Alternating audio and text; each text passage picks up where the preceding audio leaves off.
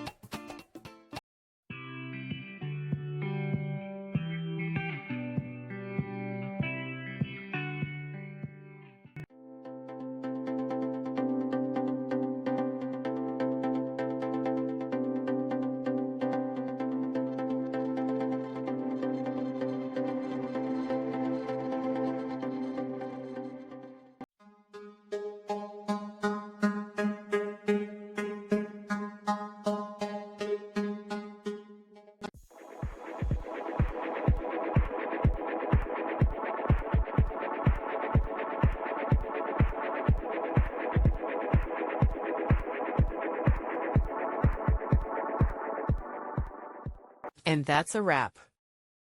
I hope you found the answer you were looking for.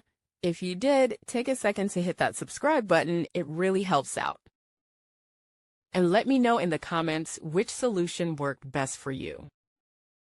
See you next time in the debug zone.